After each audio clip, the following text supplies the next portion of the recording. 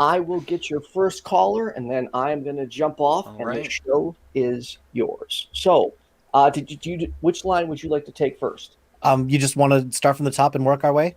Sure. Yeah, All right. works for We me. have got Darren. You're on with Puck and Martin. Hey, Darren, how we doing? Hey, nice to meet you, everyone. Yeah, Darren, it good says to here you're talk to from you. Michigan. Yeah, I am. I'm from Michigan. I'm a paranormal researcher. I'm from Ohio, so we're off to a good empath. start. Oh, awesome. Okay. Well, what you got for So- us today, Darren? Yeah. Well, I run a paranormal research YouTube channel, Lakeshore Paranormal. I'm also on Facebook under the same name. I am from West Michigan, along basically Lake Michigan. I started doing this stuff when I noticed that I had a lot of strange experience happening throughout my life. I didn't really get into the paranormal until about 2013, kind of dabbled in it. 2018 is when I started my YouTube channel and started going on more and more locations investigating. And funny thing or not, I actually started this because I was full-blown atheist and didn't really believe in an afterlife. And so I kind of just started doing my own research and stuff, and I use electronic devices. And Yeah, if we could. Sorry, I don't want to cut you off in the sense that I don't want to No, hear you're anymore. good. I just want to kind of hone in a little bit.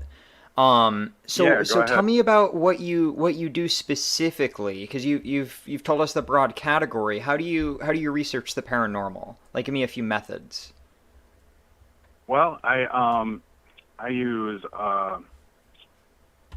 it's a technique called ITC work, and it stands for Instrumental Transcommunication, and it involves using electronic devices and digital recorders. So, for What? example, a digital Okay. recorder or a spirit box or even phone apps. How would I'm like phone... full of questions, but Martin, you're on a Yeah, roll, so Puck, go go ahead. ahead. Okay, so like I suppose where I'm coming from is if I was going to test a communication system, I would want to know what signal is being sent and then test the destination to see how accurate that signal is. And the only way that I can think that a communication system is accurate is if I can actually get that message that I was trying to send. So I suppose my first question is, how do you know that the message that you're receiving is the message that was intended to be sent by someone or something? Well, that is a very good point. Well, for example, through a spirit box, it scans white noise through the radio frequencies, and so it does scan through radio. So sometimes you do get radio interference, but when you supposedly ask a question and get a direct response, that is something to consider. Now, I'm not saying 100% it's going to be a spirit.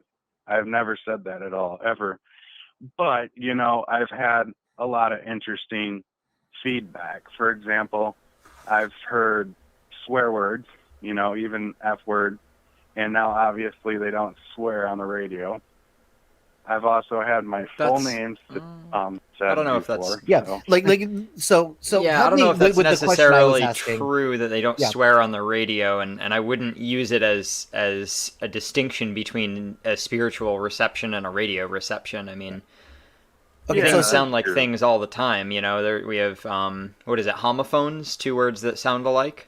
yeah, like And if you're saying that you're picking up static, you know, it sounds like you're getting half of a message and not a full message. like Where's if the you heard message someone say coming my from, name though? Puck, you might think that Uh-huh. they were swearing, right? So What word sounds like your name, Puck? I'm not familiar with it.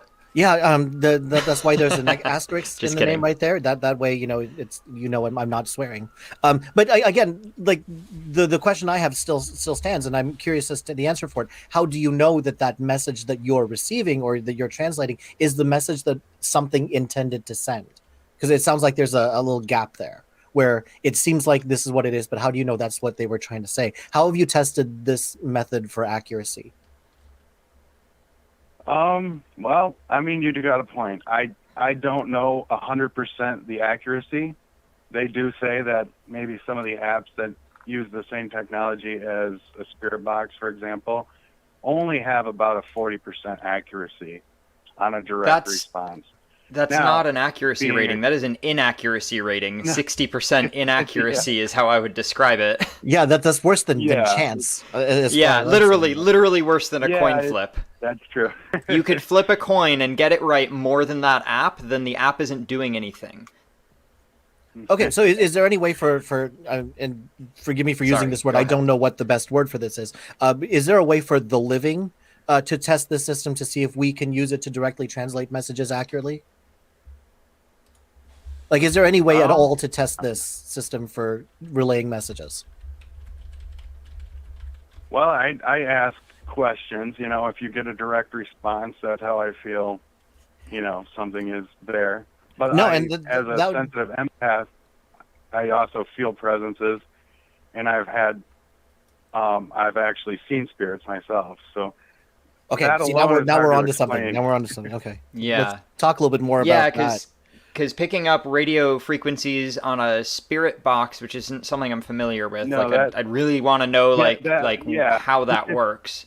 But no, let's That talk is- about the seeing, because Yeah. seeing is way more accurate, I want to Yeah. say, than just picking up random radio transmissions. Though sight can be fooled. So go right ahead. Yeah. No, you guys got good points, and I agree. You know, I mean, a lot of the equipment we use are only made by other, you know, researchers. So as for like 100% authenticity, it's hard to say exactly. But I've had my own personal experiences, and I have seen full-blown, full-bodied apparitions. One being, Can you I was detail at one of the yeah. haunted cemeteries. Yeah, go ahead. No, I was just asking for details. I'm sorry, you paused and I thought you stopped yeah, speaking. yeah. Please continue. Oh, yeah, sorry about that. Well, for example, I was packing up my gear at one of the most haunted locations I've honestly been to, and I looked up and I seen a woman in a white dress. Now, keep in mind, I'm just in a random cemetery. There shouldn't be anyone else there. And before I even realized what was going on, she was gone. But all I remember is she was wearing an old Victorian dress. And I really couldn't make out her face. But it happened so fast, and it was kind of one of those things like, did that really just happen? So, I mean, and it only happened, something like that has actually only happened to me once. Can I ask what time of day it was? You may have said, I just don't remember. Oh, no. It was about 3 p.m. A lot of people say go ghost hunting at night, but you're going to have luck either way. Right. So you said, and correct me if I'm wrong here, but you said that you saw her there and you didn't know why somebody else would be in a cemetery. How do you know that she wasn't there for the same reason that you were there? Well, because she disappeared. What do you mean she disappeared? Yeah. I mean, did you continue to search for her, or did she just go out of your sight? Like, were there hills nearby? Were there trees? Were there buildings? No. It was just tombstones as far as the eye could see? Flat land? It was about 6 feet away from me. And if I would have seen if somebody ran off, you know, it was pretty intense.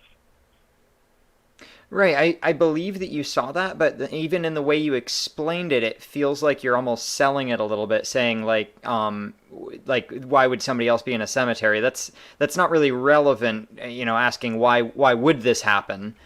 I can think of a million reasons why a woman in a dress would go to a cemetery, you know, for one, to mourn a deceased person, two, for a funeral. People go in dresses to cemeteries all the time, every single day for funerals. Now, if the cemetery is completely empty except for you and that person, and then they disappeared, okay, I understand what you're saying. I think I need a little bit more. You know, like what, like how tall was she? What did she look like? I jumped ahead a little on that one. Like I was Oh, that's saying, okay. You can look back. when it happened so quickly before my mind could even make up what was going on.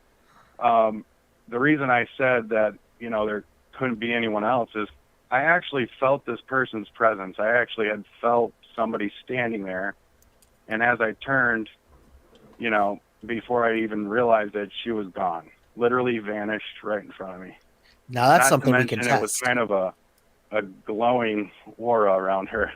Okay, see now this is something we can test, and I've always wanted to. When I saw that you were sensitive, I knew that I wanted to at some point see if I can ask this, because I wonder how finely honed that sense is. Okay, because I'm sure you can tell, when you see someone, you can smell someone, you can detect someone in a number of ways. But is there another sense other than our typical sensory perception that you are using to, as you say, sense that there was another person there? Now, this is actually testable if you are willing to have this tested. Yeah. Are you willing to have this I tested? I consider myself an empath, which a lot of people are empaths, and all it is really people picking up on emotion. Okay. Right. And I was actually picking up Now, on the presence. Yeah. So when it comes to these emotions, though, how do you differentiate? If there is a process, I'd love to know. How do you differentiate the emotions that you are feeling from the emotions that you are sensing from others? It's hard to. Okay. I've dealt with this my whole life. It really is. Yeah. Okay. Sometimes I don't know if it's my feelings or somebody else's or a spirit. Yeah. So a simple way to test this would be to put yourself in a room with as much of your senses deprived as possible, right? Can't see, can't hear, can't smell, as much as covered or obscured as possible. And then another person is observing you for maybe an hour or so. And then at different times in there, another person gets close to you. And if you are truly sensing something, then you should be able to tell without using your mundane senses when another person is close to you. Now, would you be willing to test this out? Absolutely. Yeah, absolutely. I could probably even tell how many people are in the room. This is what I would like to. This is an actual testable claim that we can actually put. You said you have a YouTube channel, right? It would be fascinating. Yeah, I do. I'll work with you on this one. If it's true, it's true, and let's win ourselves the Randy Prize. Let's see if you can actually detect something that's coming from somebody else. Now, let's start with a good accuracy rating, right? We have to compare this to some sort of control, right? So we will make it so you can hear or you can see, and we'll see how well you can detect whether or not another person is in the room. And then we'll deprive you of your senses and see how well you do it then. But we have to be clear on this. 40% is not going to be enough, right? Yeah, you need to be able to seriously. detect another person as accurately as if you could hear or see. Now, do you think you can sense another person as accurately as you can hear or see them? Yeah, probably. Let's do it. Yeah, You have a absolutely. YouTube channel. I am willing to help you out. I will lay out the parameters of the experiment along with you, so that you can have a say in how this works also. And let's actually figure this out. Yeah, absolutely. Okay.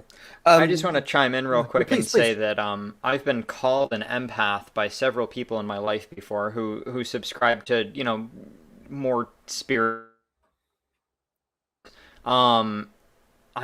I mean, I think I'm a compassionate person. I try to be, especially in my day-to-day interactions. If the only snapshot you see of me is me streaming on YouTube, that might not be me in my empath state. However, I mean, I'm with you on some people are more receptive to others' emotions. I'm fully with you on that concept. Because, for example, when I'm at work, if one of my coworkers is down, I'm down. And when they're up and they're all excited and they're having a good day, it makes me that way too. But that's the human condition. That's just how we are as a social species. And the fact that some people are more in tune with it than others, I would believe. However, if there's a supernatural element to it, that's what I would need demonstration of. Right. When I hear people who, when they say they're empathic, really what that turns into is they are more able to connect body language or facial expression or tone to some sort of emotion. And my big question about that is exactly how accurate is this, right? When you think someone is happy or upset about something, how do you test the accuracy of that unless you go up to them, a complete stranger, and say, hey, so I was watching you from over at my booth over there, and you look like you're very happy today. Did you just get a raise? Did you just get a promotion or something? You know, how do you fine tune this? How do you know that it's an accurate sense? Meditation, working with what I call energy. Basically, I feel like everything is energy. You know, what you put out in the world is what you receive. You know, and, you know, especially being a sensitive empath, I feel like, you know, you know, it would be easy for me to perceive something like that. Okay, I don't for one second doubt that you feel like you're perceiving something. I actually have a superpower, and I've told some people my superpower and demonstrated this. I have perfect pitch. But the reason I have perfect pitch is because I worked on getting it. And I worked on listening to a note and being able to tell you what pitch that note is. Now, I know that this is accurate because I had two-way feedback, okay? Somebody played a note, I said what it was, and they were able to show me which note they were playing, right? So when it comes to fine-tuning your empathic sense or being able to sense energy, how do you begin to be more accurate? How do you get more fine-tuned with that sense, the way I was able to fine-tune my hearing to get perfect pitch? Well, like practice makes perfect. I kind of... No, I get that, but what I mean is, like, how do you What is even the know when you're practice? accurate? How do you know that your guess was correct? Like, I knew when I said, okay, that is an E flat, then I just walk over to with the note that the person was playing, and I see they were in fact playing an E flat. And that's how I learned how to do it. So who's playing E flat for you? How do you know that what you're sensing is actually what they're giving out? You know, that part of it is really hard to explain on my behalf. I mean, you know, honestly, I don't know. But, you know, it's a personal experience that I have, and I've been given this gift, and I've shared this gift with others. Okay. I would, Yeah. I mean, I want to know more, and I wish there was a way to like test this other than just, I know I'm right. Yeah, no, I completely understand. You know, unless somebody's actually gone through the experiences or, you know, done the work, what they call shadow work, you know, meditation, all that. It's honestly hard to explain to others that, you know, are, you know, not the same. Well, you know, I get that, but the question still remains, like, even if I truly wanted to, and I truly want to, how do I know that what I'm receiving is what something else intends to send? And how do I know anything at all about that something else? Like, how do I even how do you get me to that? And I need something better than some people can just do it and some people can't, right? Like, I get perfect pitch of something you have to work at, but people can hear when something is off key, right? Like the one Star Spangled Banner lady. I don't know. Are we allowed to talk politics on this show? Yes. Okay. I heard 9 distinct key changes. If not, why am I here? I heard 9 distinct key changes, okay? Yeah. In one national anthem. Usually people only have 1, maybe 2. But you can train yourself to hear that, and you know that you're getting better because you can get the feedback when you got it wrong or you got it right. What is the feedback if I got something wrong? If I think I'm sensing something, how do I know if it was right or wrong? Well, that is a good question. You know, sometimes you just don't. I mean, yeah. So if I don't know if I'm right or wrong, why would I base anything else on that? Until I can get this down, why would I build off of that? If I can jump in real quick with just please. a really simple analogy, and I shouldn't even say simple. I don't mean to be talking down to you at all. Just a way that it kind of snapped in my brain to explain this. So you can take a ruler and you can measure a distance up to 12 inches. And you can take a yardstick and you can measure certain distances. So what could you, and like you can hold them next to each other to make sure that, you know, the inches line up, because inches are the metric used on both of them. So what other tool could you use to like verify? Is there another way that you could measure this? The communication that you're claiming to receive?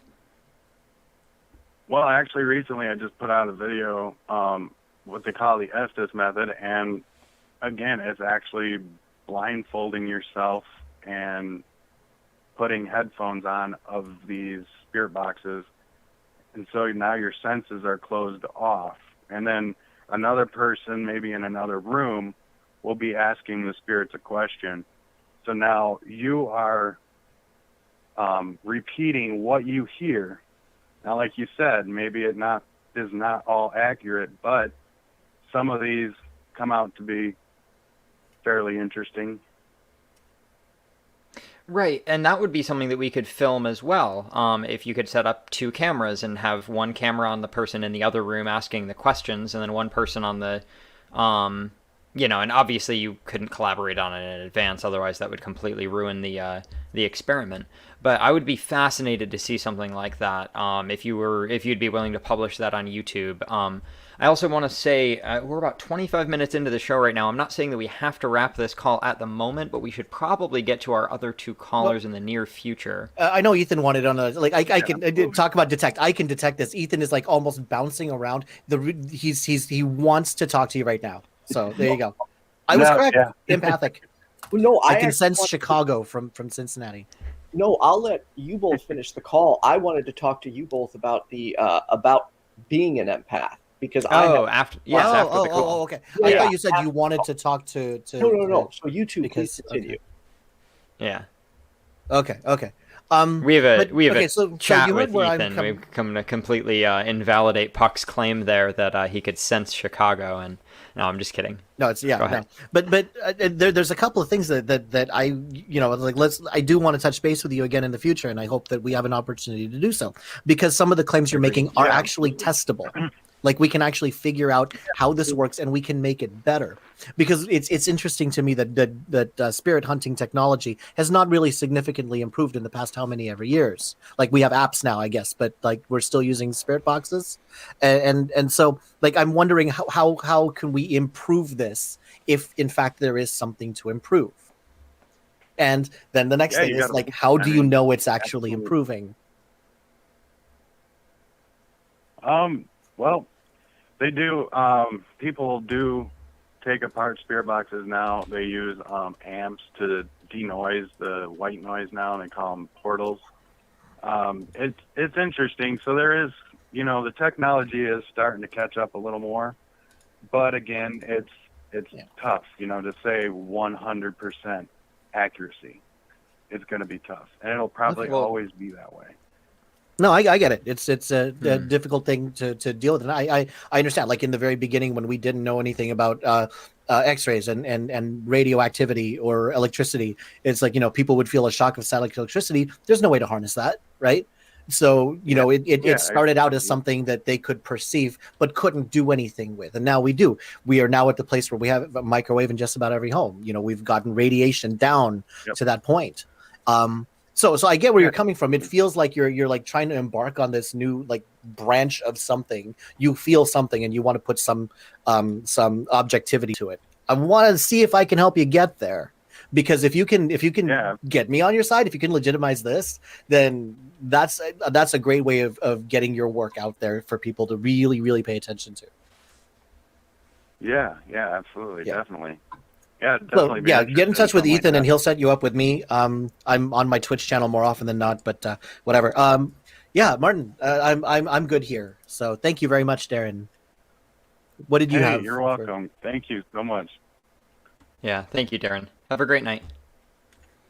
You too. Thanks. Hey, you guys are pretty awesome. Good combo. Who knew that I would ask some legitimate questions. Okay, so before we get to our next caller, I wanted to touch base on the whole empath thing, because for me, that's one of those things that I can't explain that drives me nuts because I want to be able to explain it. And to be clear, I'm not jumping to any conclusions based on this, but I am very curious. Why is it some people can, I don't know another word for sense, but pick up on the energy of other people, like moods and, can feel the vibe in the room? Is it like, for me, is it because I'm like hyper aware and I'm unknowingly picking up on like the physical mannerisms of everybody? Yep. That's what I think. Yeah. At least that's why I think I'm that way. Yeah. I can't speak for you necessarily, but yeah, I think just social cues. I'm sorry, Puck, go ahead. Yeah, the very easy way to test this, Ethan, is for you to go from group to group, like set groups, and deprive you of your different senses as you go through the groups. We'll see if it is, because we can very easily tell if you're seeing something and you're processing your vision fast and you can read the room that way, or if there really is some energy that you're feeling. There are ways of doing this. I'm claiming that being an empath is reading body language and picking up on social cues such as tone, such as inflection. Well, inflection is part of tone. Yeah. All sorts of things. Yeah. Even with masks on, we can still do this. However, I will also say that I have thought people were mad at me when they actually weren't, because I couldn't see that they were smiling. Because at my workplace you have to wear masks, and I happily do so. Yeah, so I think that's what it is. It's a processing of visual information that happens so fast you're not conscious of the way it's processed. That's the best auditory. Auditory, absolutely, yeah. Because as soon as somebody speaks to you, they convey multiple things. They don't just use their words; they use their tone, they use their phrasing. There's all sorts of things that that somebody brings to the table when they speak, and even before they speak. Like you were saying, visually you can pick up on a lot. Like if I look like this versus this, that automatically says something about my mood. What? Just generally. If I maybe because you know me and a little bit more than just a stranger on the street, but you could easily do that for a stranger on the street as well. You just you might be wrong. What if they just like to slouch or they have a back problem? It's true. I did have a habit, like when I worked at the bar industry, of picking out, like, I would let the bartenders or bouncers know, like, hey, that guy's going to be a problem later. Like, I always pick up on who, hours before it happened, who was going to be the issue. And I wish I always knew more, like, why I was able to do that. But anyway, let's get to our next caller. I could go on about bar stories, but yeah, let's get to our callers who have been graciously waiting. I haven't even been paying attention to the queue. Okay, here we go. The first night I ever DJ'd, I got jumped by 5 guys, dude. It was a horrible experience. I'll tell you more about it later. Yeah. Let's hear about that on YFNA Stories, your next channel.